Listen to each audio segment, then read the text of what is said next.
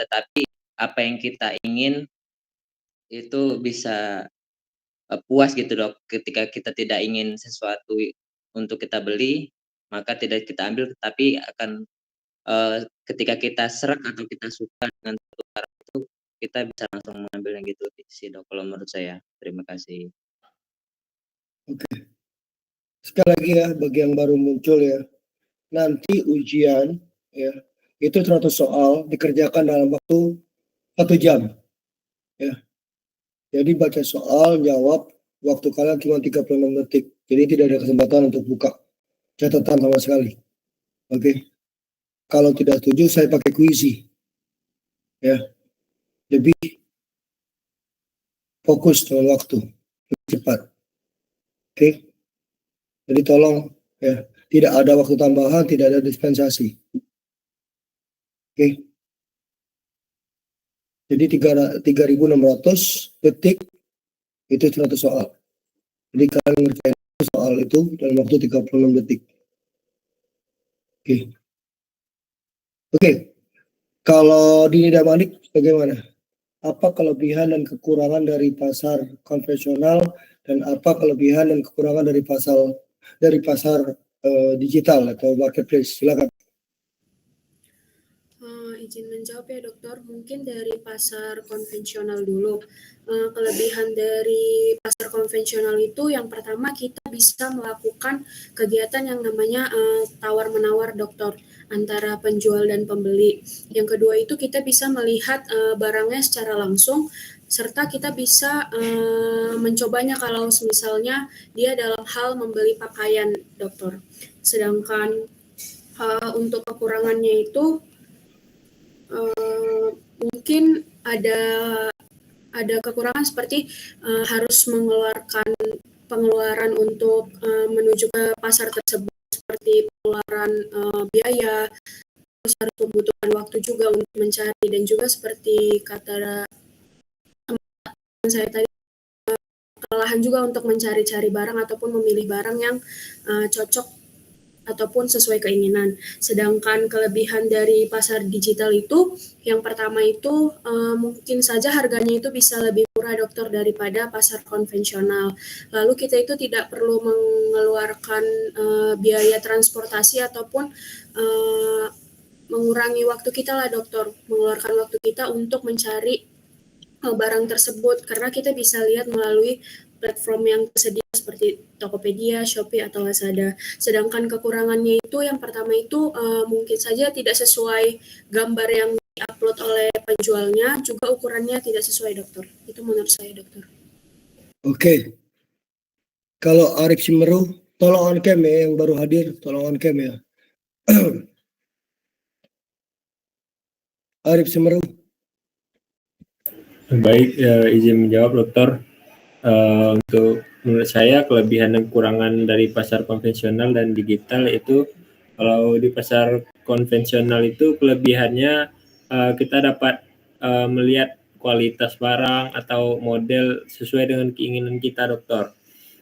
Kemudian untuk kekurangannya itu biasanya harganya lebih mahal, kemudian barang yang kita juga cukup sulit untuk mencari barang yang sesuai dengan keinginan kita dokter. Sedangkan untuk pasar digital, kalau kelebihannya itu kita dapat melihat barang itu secara mudah dokter, kan tampilannya, terus ukuran, dan juga tidak perlu effort untuk pergi kalau pasar konvensional. Kalau untuk kekurangannya terkadang bahan atau model yang barang yang datang itu tidak sesuai dengan yang dideskripsikan dokter. Terima kasih.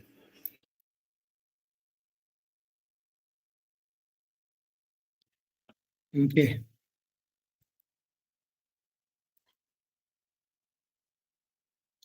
Di sini ada tiga mekanisme pasar operasional terbagi menjadi 3 ya. Nama sistem ekonomi pasar bebas, sistem perekonomian perencanaan pusat, dan sistem ekonomi campuran. Nah, kalau sistem ekonomi pasar bebas, itu sistem ekonomi seluruh kegiatan ekonomi diatur sepenuhnya oleh mekanisme pasar. Jadi invisible hand, tangan yang tidak terlihat. Ya. Sistem ekonomi pasar itu memiliki kelebihan. Ya. Dari sistem ekonomi pasar, maksudnya ekonomi pasar bebas, itu memiliki kelebihan dari sistem ekonomi yang lain karena adanya faktor-faktor produksi yang digunakan secara efisien. Corak produksi nasional ditentukan oleh interaksi antara penjual dan pembeli dan pertumbuhan ekonomi akan berjalan ya selaras ya, jika adanya kebebasan untuk melakukan kegiatan ekonomi yang disukai.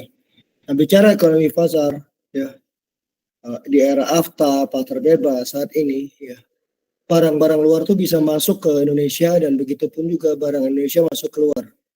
Kita adalah salah satu negara dengan populasi yang terbesar keempat di dunia. Dan tentunya menjadi pasar sendiri ya bagi negara luar ya. Jadi negara luar mengirimkan produknya ataupun mengekspor produknya ke negara kita ya.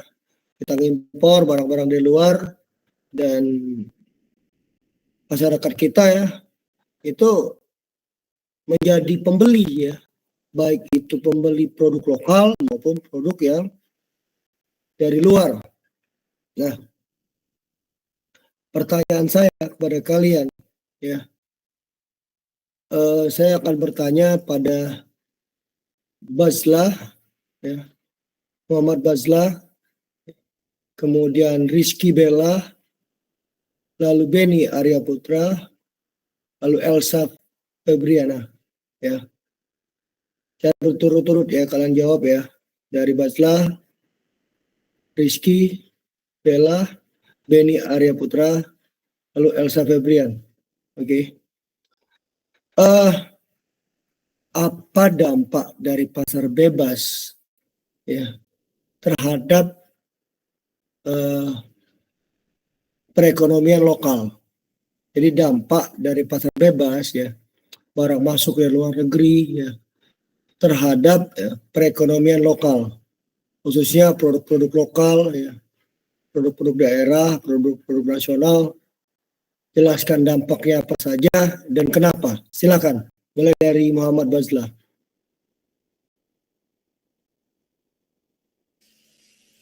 Izin menjawab dong. Mungkin dari pendapat saya, kalau misalnya banyaknya barang luar negeri yang beredar, itu kembali lagi mungkin kayak dampak dari globalisasi itu sendiri, itu bisa mempengaruhi bagaimana kita bisa produksi barang dalam negeri gitu, barang-barang yang suatu negara punya. Nah itu sebenarnya ada dampak positif sama negatifnya. Kalau dampak positifnya itu kita bisa punya barang dari luar negeri pastinya. Masyarakat kita bisa akses barang-barang impor. Nah terus habis itu kalau dampak negatifnya mungkin persaingannya jadi tidak seimbang karena memang kalau sesuai fakta dan kita tahu mungkin beberapa barang luar negeri itu memang memiliki kualitas lebih baik daripada punya kita. Itu nggak bisa dipungkiri. Namun kita harus bisa terus mengejarnya. Nah mungkin ada strateginya seperti kayak meningkatkan kualitas dari barang kita sendiri, seperti meningkatkan SDM-nya dulu dari pabrik-pabrik di dalam negeri, dan juga tentunya itu bakal meningkatkan kualitas dari produk dalam negeri kita. Mungkin itu dokter kalau dari saya dampak dari pas barang bebas yang mempengaruhi perdagangan lokal. Lanjut dari Rizky Bella, Persada. Baik dokter, kalau menurut saya itu memang terdapat dampak positif dan negatif. Kalau dampak positif itu ya menurut saya adanya pasar bebas ini terhadap perekonomian lokal, di mana masuknya persaingan baru kan dokter dari pasar bebas tersebut, tetapi juga ada dampak positifnya. Kenapa dari persaingan ini kita pasar lokal tuh bisa melihat kayak peningkatan efisiennya, kualitas produknya, sama inovasi baru, seperti itu menurut saya dokter. Nah, tetapi juga ada dampak negatifnya seperti misalnya mungkin masyarakat tuh lebih bergantung pada produk dari pasar bebas tersebut. Kenapa? Karena mungkin mereka mendapatkan produk yang berkualitas tetapi dengan harga yang mungkin tidak sama dengan produk pasar lokal sendiri. Mungkin bisa lebih murah seperti itu dokter. Begitu menurut saya. Oke, kalau Beni Arya Putra. Baik dokter, kalau menurut saya ini dokter ada dampak positif juga sama dampak negatif. Kalau untuk dampak positifnya itu dalam inovasi dan teknologi itu dengan adanya pasar bebas ini, perusahaan lokal itu terdorong untuk berinovasi lagi dok, buat teknologi yang baru. Kemudian untuk negatifnya menurut saya eh, ada ketergantungan ekonomi, Dok. Yang pasar bebas itu bisa menyebabkan ketergantungan pada produk impor. Itu bisa dapat merugikan industri lokal dan mengancam kemandirian ekonomi, Dok. Itu aja, Dok, menurut saya, Dok. Oke. Kalau Elsa Febrian, Izin jawab ya dokter ya. Mungkin pertama bakal saya jelasin dulu terkait pasar bebas yang saya tahu itu. Pasar bebas itu kan dia kan sistem perdagangan yang ngilangin atau meminimalisasikan hambatan seperti tarif atau kuota dalam regulasi. Nah, untuk dampak pasar bebas terhadap perekonomian lokal sendiri itu kan ada dua, dampak positif sama dampak negatif. Untuk dampak positifnya sendiri itu tuh dia adanya peningkatan kompetisi dokter.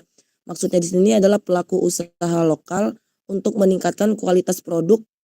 Nah, terus yang kedua itu ada akses ke pasar yang lebih luas. Untuk dampak negatifnya terhadap perekonomian lokal, itu tuh ada ketergantungan pada produk impor. Terus tuh ke selanjutnya terdapat ini persaingan yang tidak seimbang. Pelaku usaha kecil lokal sering kesulitan bersaing dengan perusahaan asing besar yang memiliki sumber daya lebih baik, dokter. Mungkin dari saya cukup sekian. oke. Ya. Kalau pasar bebas ya, ini sifatnya dinamis ya. Jadi bisa saja ada namanya invisible hand ya. Jadi kita tidak pernah bisa memastikan ya perubahan pasar ya, khususnya harga. Ya. Kemudian kalau sistem perekonomian perizinan terpusat ini diatur oleh pemerintah. Jadi menentukan kegiatan dan cara perekonomian itu adalah pemerintah. Dan sistem ini kurang menguntungkan dan bukan pilihan baik untuk menggantikan sistem pasar.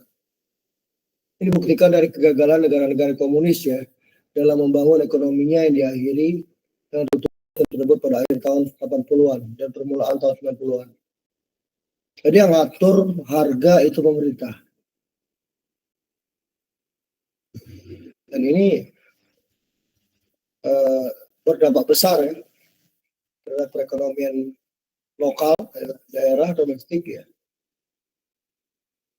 Lalu ada sistem ekonomi campuran. Ya. Ini muncul sebabkan adanya kegagalan dalam mekanisme pasar ya dari perencanaan pusat ya, sehingga cara langsung maupun tidak langsung diperlukan campur tangan pemerintah.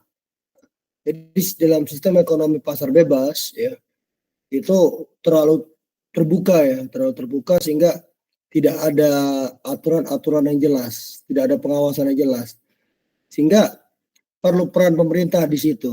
Bagian itu ada peran pemerintah yang mengatur agar kegiatan ya pasar itu dapat terlaksana dengan adil ya, transparan ya, dan tidak ada yang merasa dirugikan di sini.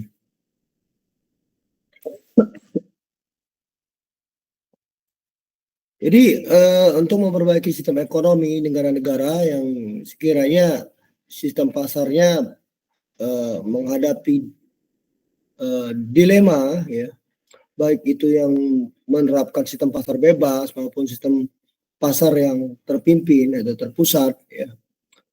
Maka di sini perlu digarisbawahi ya, untuk di pasar campuran itu tujuan dari campur tangan pemerintah itu pertama menghindari kerugian dan akibat buruk dari perekonomian dengan cara mengawasi setiap kegiatan ekonomi negara.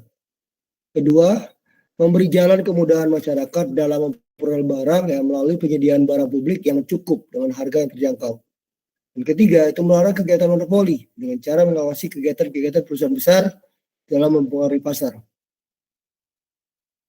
Pada umumnya, mekanisme pasar konvensional ya cukup efisien dalam mengalokasikan faktor-faktor produksi dan mengembangkan perekonomian. Namun, dalam keadaan tertentu itu dapat menimbulkan beberapa akibat buruk ya.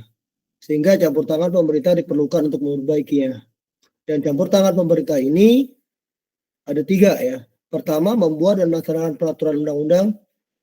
Kedua, itu melakukan kegiatan ekonomi secara langsung seperti membuat perusahaan atau BUMN ya. Yang ketiga, melakukan kebijakan fiskal dan kebijakan moneter. Ya. Ini yang perlu dipahami kalian. Kita lompatin yang ini ya.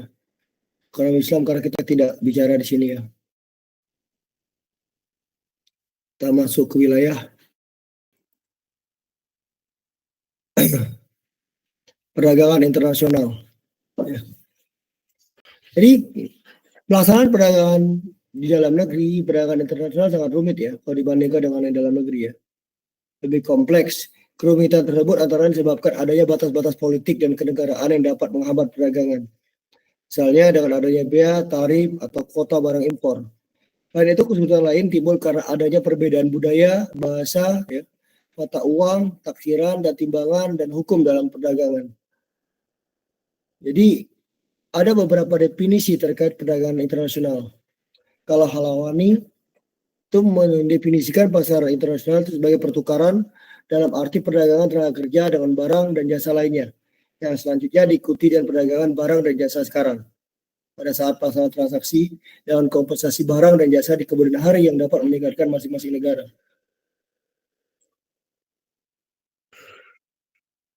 Jadi penentuan harga itu kadang-kadang ditentukan di awal. Ya.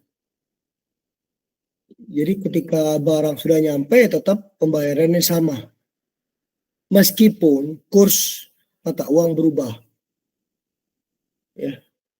Jadi kalau dari awal kita transaksi misalnya $1 juta misalnya untuk beli produk dari luar ya.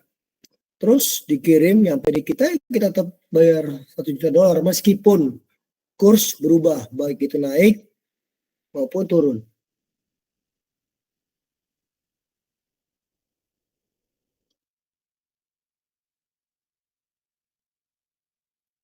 Jadi dalam konteks ini ya kadang-kadang perundingan pihak antar beberapa negara dilakukan ya.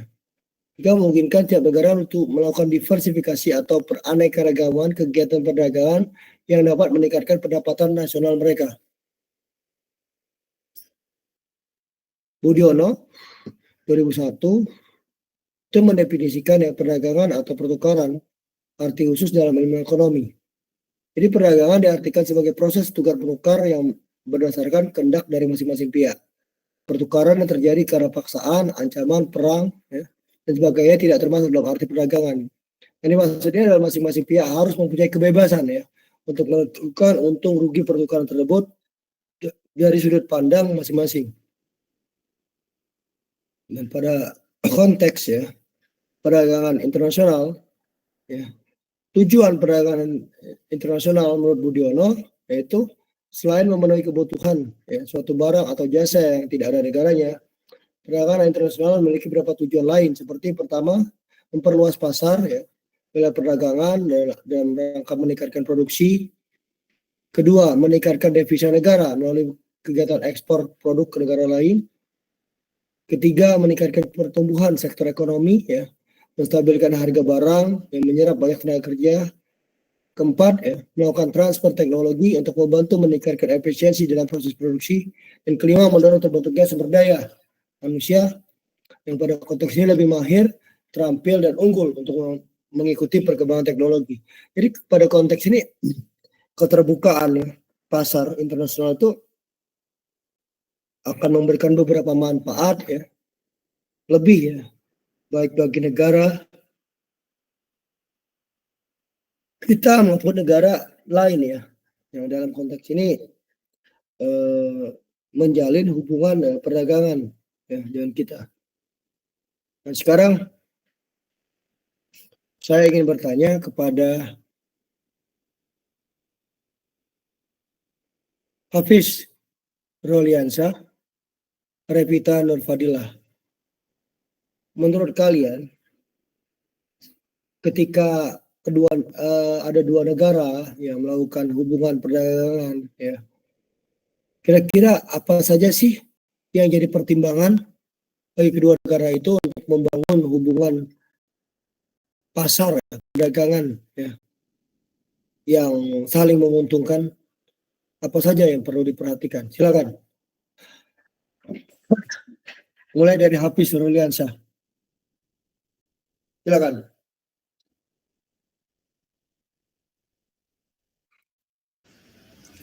Oke, izin dok menjawab.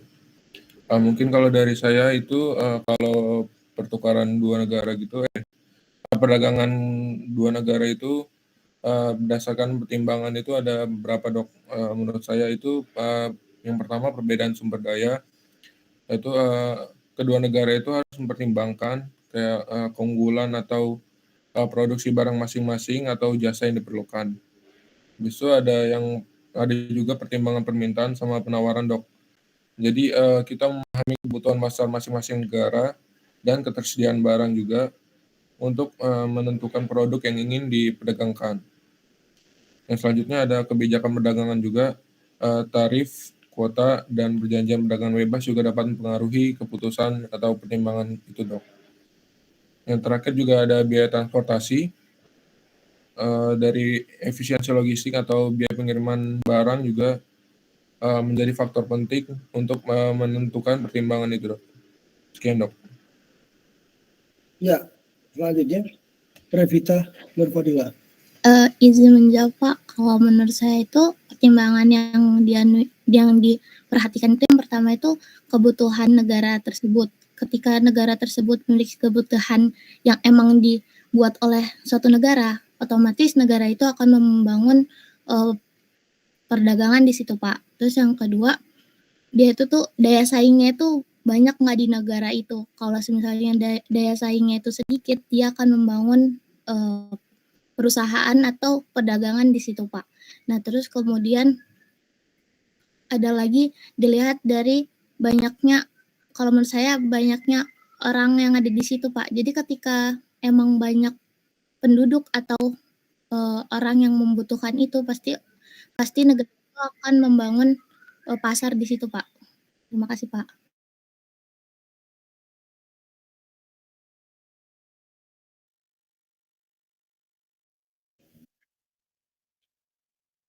Oke, saya nanya sama Gede Satria. Gede Satria, kira-kira menurut kamu apa kelebihan dan keuntungan kalau negara lain, itu investor negara lain itu buka perusahaan, buka pabriknya di negara kita? Apa kelebihan dan kekurangannya? Silakan, Gede Satria.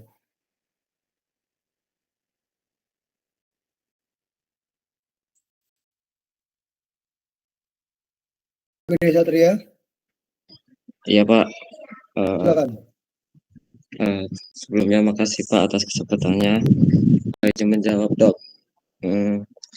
Kelebihan negara lain membuka produk di negara kita itu yang pertama ada pasar yang besar. Bagi kita ya, bagi kita. Oke. Kelebihan. Kelebihan negara lain membuka produk di negara itu bagi saya yang pertama peningkatan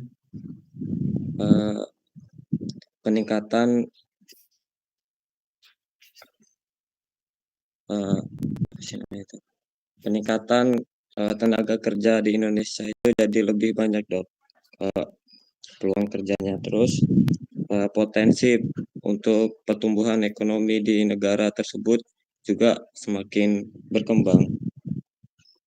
Terus ada lagi untuk biaya produksi mungkin bisa sedikit lebih rendah daripada yang kita tahu. Terus untuk kekurangannya yang pertama ada persaingan di negara tersebut semakin ketat. Terus produk lokal yang ada di negara tersebut juga semakin menurun dok akibat persaingan dengan negara impor. Sekian dok. Oke. Kalau John Tampu Bolon, silakan jawab. Pertanyaan yang sama. Kelebihan dan kekurangan apabila ada investor asing buka pabrik dan perusahaannya di Indonesia. Bagi Indonesia kelebihan kekurangannya apa? John Tampu Bolon. Tolong on cam ya semuanya. Sebentar dokter.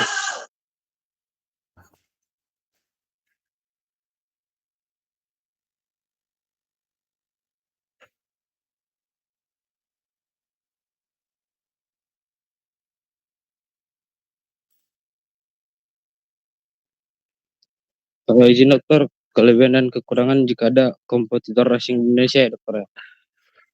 Kamu simak nggak pertanyaannya apa?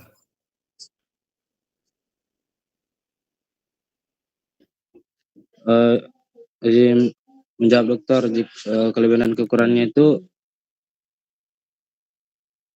mungkin kelebihannya itu bisa meningkatkan kualitas di ini dokter, di kualitas lokalnya bisa lebih kompetitif dan pilihan konsumennya itu bisa lebih banyak gitu karena dengan kualitas dari negara asing, sedangkan kekurangannya itu persaingannya Kamu itu tahu jadi kamu tahu pertanyaannya nggak? kelebihan dan kekurangan kompetitor asing dokter.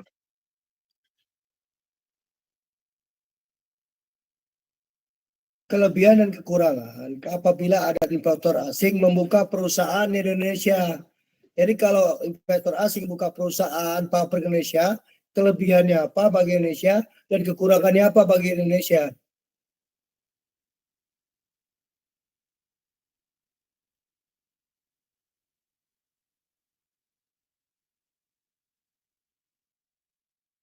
Anggap kan maksud pertanyaannya? Kalau investor asing buka pabrik, buka perusahaan di Indonesia, kelebihannya apa, kekurangannya apa bagi Indonesia?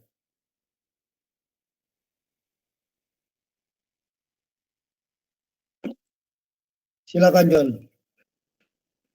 John Tabu Bolon.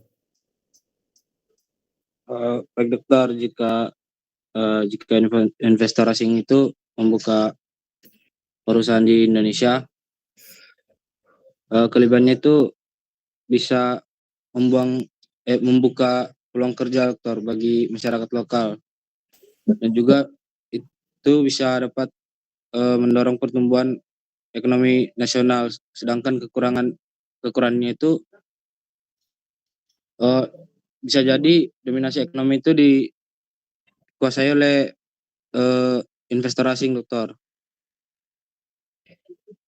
Coba kalau Rifkin Takari, bagaimana?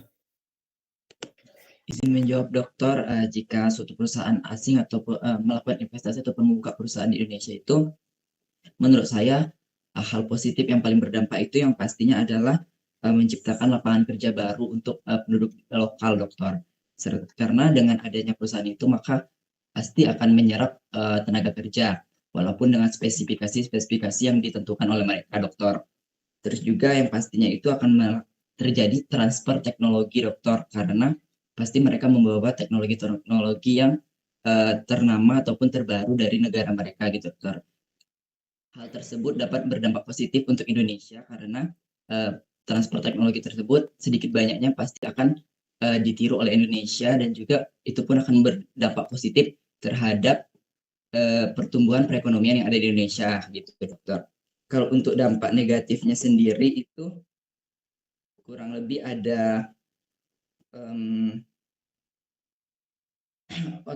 untuk biaya yang lebih tinggi gitu dokter. Kalau menurut saya, kalau misalnya mereka membuka perusahaan di Indonesia itu, maka biaya perusahaan tersebut akan memilih biaya mesin yang lebih tinggi gitu dokter, sehingga hal tersebut dapat berdampak negatif terhadap perekonomian di Indonesia. Selain itu juga secara terhambatnya pertumbuhan investasi dalam negeri dokter. Menurut saya itu dokter. Terima kasih. Oke. Jadi kalau yang namanya pasar terbuka itu ada dampak ekonomi, itu akan berdampak ke politik ya. Ya. Sekarang yang menjadi isu terkini adalah usaha dari sebagian negara di dunia untuk melepaskan diri dari ketergantungannya dengan dolar untuk bertransaksi. Indonesia ya kemarin ya bergabung ya di negara bergabung dengan negara-negara BRICS ya. Itu BRICS itu negara-negara Rusia ya, India ya, Cina, Asia saya lupa. Nah, jadi saya kemarin pernah bilang kalau masuk Indonesia yang masuk, terus Kanada masuk, jadi namanya bukan BRICS lagi, jadi berisik. Nah, negara ini ada usaha untuk membuat mata uang baru untuk transaksi, ya, sehingga melepaskan diri dari penggunaan dolar untuk transaksi perdagangan. Nah, kira-kira menurut kalian apa keuntungan apabila Indonesia ya itu bergabung pada negara BRICS ya, dan apa juga kira-kira keuntungannya apabila perdagangan ya, perdagangan internasional Indonesia itu menggunakan mata uang BRICS ya. Jadi tidak lagi menggunakan dolar ya. Silakan Darawati Ayu Wardan. Darawati, silakan.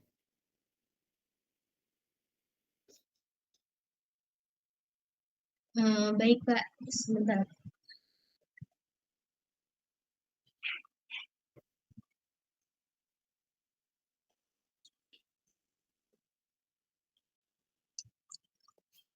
Keuntungan Indonesia itu dia bisa mengakses pasar yang lebih luas, Pak. Membuka peluang usaha berbasis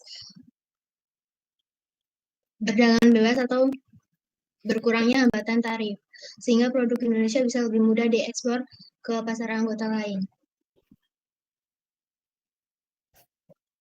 Terus keuntungan Indonesia bergantung pada mata uang BRICS itu yaitu kestabilan tukar nilai mata uang itu sendiri. Efisiensi dalam transaksi internasional, Pak. Itu dari saya, Pak. Kalau Sepentina, Simanulang, apa kelebihan dan kekurangannya kalau Indonesia bergabung dengan negara BRICS dan menggunakan mata uang selain dolar untuk perdagangan internasional? Silakan.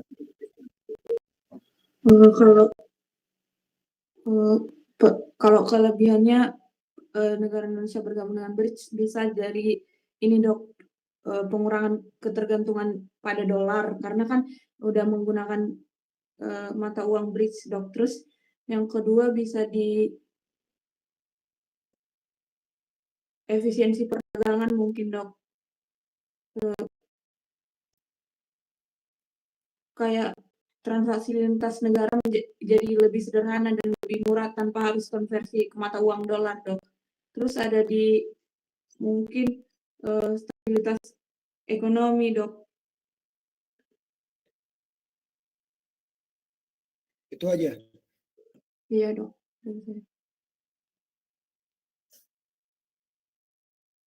Kalau Mika Tarigan,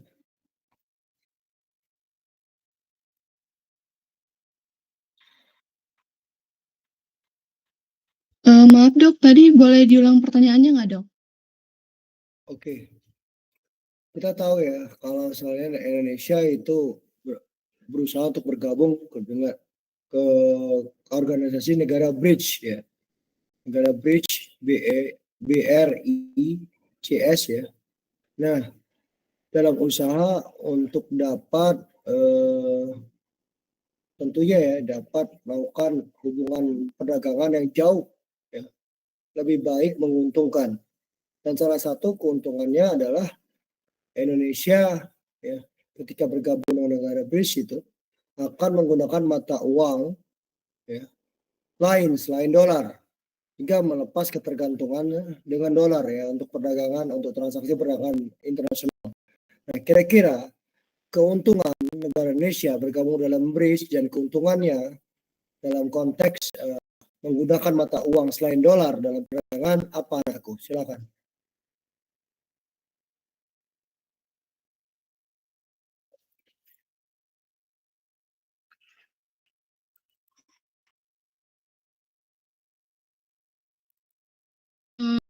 saya keuntungannya jalur perdagangan kita makin meluas, Dok, sama nilai mata uang kita lebih bisa dikenal sama negara lain. Dok, bentar ya, Dok. Silakan tunggu.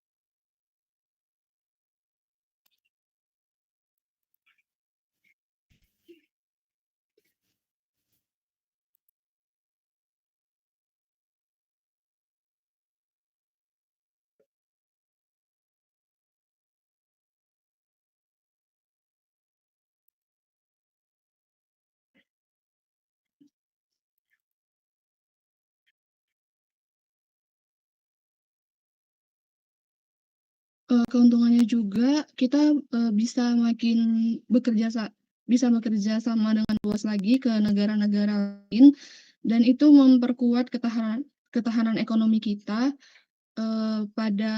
mungkin pada ada krisis-krisis gitu, Dok. Mungkin pada masa kondisi krisis kita bisa menjalin kemitraan dengan negara lain. Itu sih, Dok. Terima kasih, Dok. Oke. Kalau menurut Erika Jelita, silakan. Ini baru muncul. Tolong on cam ya semuanya. Erika Jelita. Sipahutan. Iya dokter, izin menjawab dokter. Untuk keuntungan bergabung dengan negara BRICS itu dapat memperluas peluang ekspor ke negara-negara terkenal dan dapat meningkatkan daya saing produk Indonesia di pasar internasional, Dok. Dan dapat meningkatkan kualitas produk melalui akses teknologi dan pada bisnis terbaik, Dokter. Untuk kekurangannya itu mungkin produk lokal yang sulit bersaing dengan merek global yang lebih dikenal. Terus adanya risiko ketergantungan dokter yang bergantung pada investasi asing yang membuat ekonomi Indonesia rentan terhadap perubahan kebijakan luar negeri.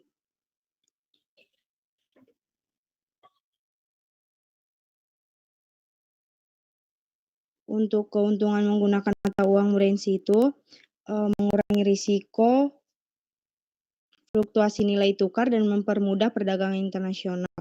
Untuk kekurangan menggunakan mata uang BRICS itu Indonesia menjadi bergantung pada mata uang asing yang mengurangi kemampuan pemerintah dalam mengatur kebijakan moneter, dokter.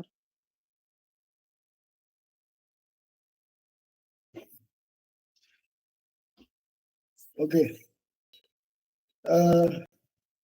Dalam konteks ya perdagangan internasional, ya, kadang-kadang ada yang namanya usaha ya menghilangkan tarif ya, khususnya pada banyak kasus ya di supply chain. Ya. Jadi pada konteks ini barang-barang ya yang masuk itu ada yang bentuknya legal, ada bentuknya ilegal ya. Nah, bentuk ilegal ini contohnya seperti kapal-kapal pesiar ya, kapal-kapal besar itu kan, yang mungkin tujuannya itu untuk sesuatu yang mungkin bukan konteksnya ini ya. Jadi itu mungkin tujuannya untuk wisata atau untuk berpergian ya lewat laut ya. Tetapi ada orang-orang yang mungkin orang-orang yang di kapalnya itu membeli barang dari negara tujuan ya, lalu membawanya ke Indonesia dan tidak lagi lewat bea cukai. Nah, menurut kalian kerugian yang terjadi itu apa bagi negara? Silakan.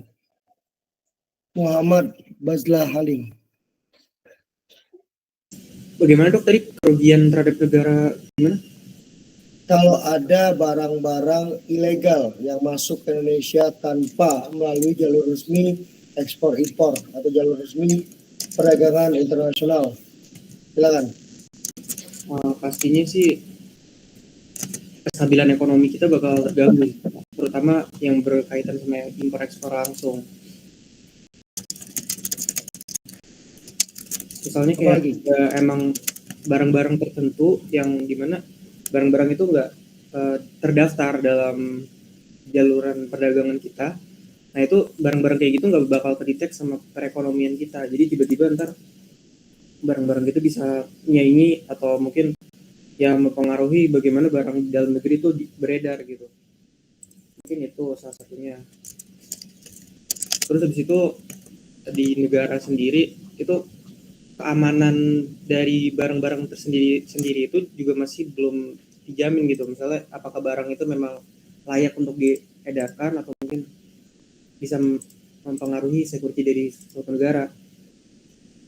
Itu pastinya merupakan persaingan yang tidak sehat, dan kita juga pernah dengar tentang pasar gelap atau kayak dark market gitu. Itu kan beberapa pasar-pasar kayak gitu tidak baik untuk suatu negara. Itu kan banyak barang-barang yang nggak sesuai gitu untuk diedarkan.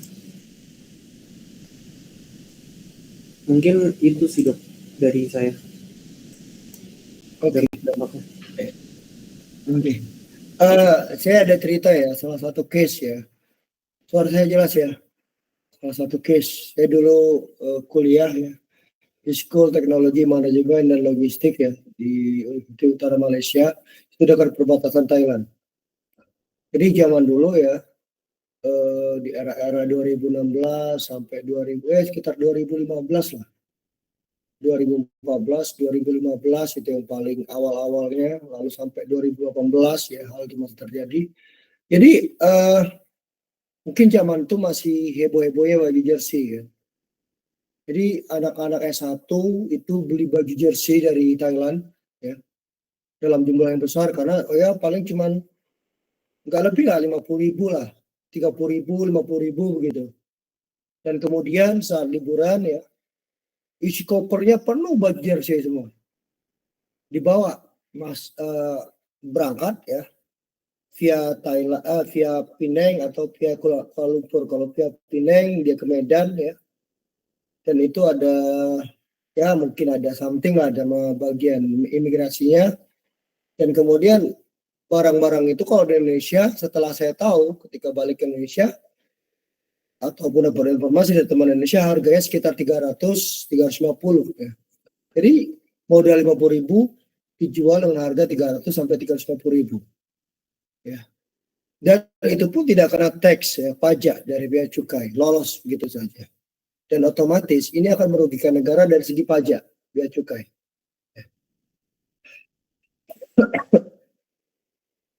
Dan memang menguntungkan, sangat menguntungkan hal itu. Karena namanya bisnis impor, barang impor dari luar bawa ke Indonesia itu sangat menguntungkan. Dan jauh sangat menguntungkan lagi kalau bisa melewati pajak atau bea cukai, ya kan? Nah biasanya kalau barang luar negeri itu ada pajak tersendiri ya, ada cukai sendiri yang harus dibayar.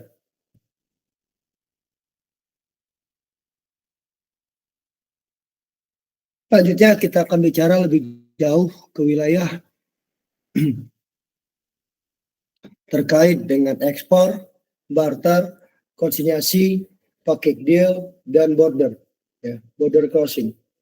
Jadi jenis perdagangan nasional antara lain pertama ekspor. Ekspor sebagaimana kita tahu ya, kita itu mengekspor sejumlah barang ke negara lain ya. Barter itu penjualan dengan cara mengirimkan barang ke luar negeri untuk ditukarkan langsung barang yang dibutuhkan di dalam negeri. Konsinyasi ini merupakan penjualan dengan pengiriman barang. Pada konsinyasi belum ada pembelinya tertentu di luar negeri. Namun penjualannya dapat dilakukan melalui pasar bebas atau bursa dagang dengan cara dilelang. Dan kemudian package deal. Package deal adalah kegiatan perdagangan yang dilakukan guna memperluas hasil produksi suatu negara. Perdagangan ini dilakukan dengan mengadakan perjanjian dagang, trade agreement.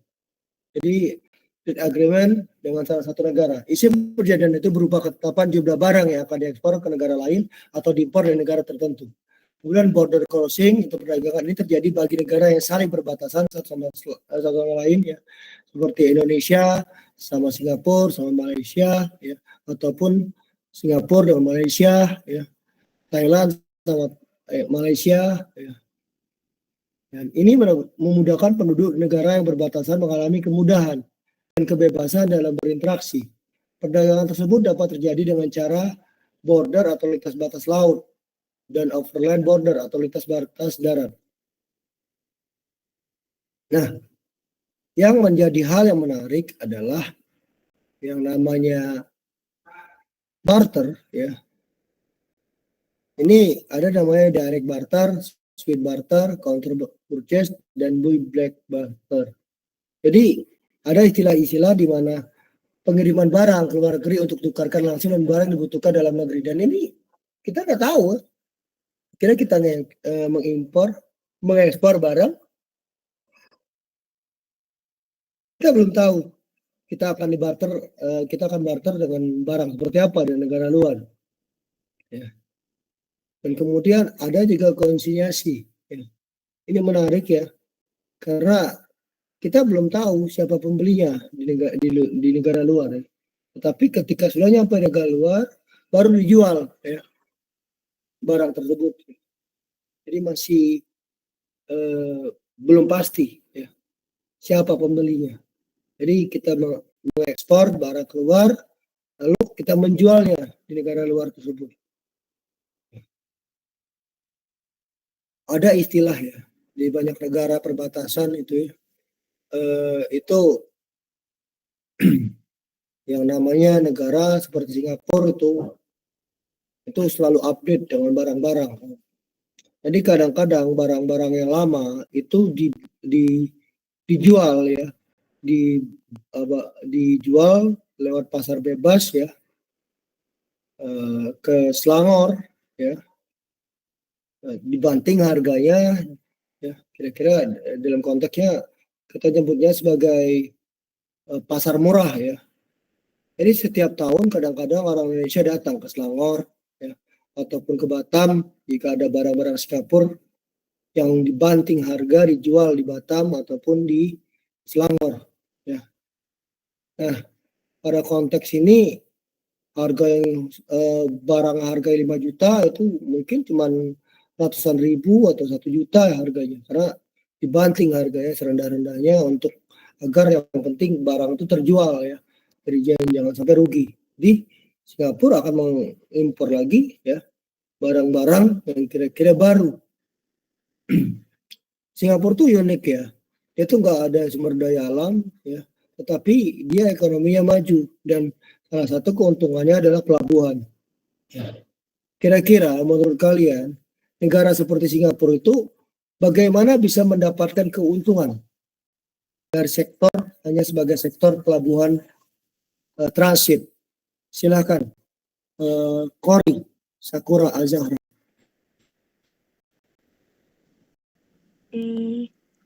Kalau menurut saya dokter, bagaimana negara maju seperti Singapura bisa mendapatkan keuntungan dari sektor transit itu karena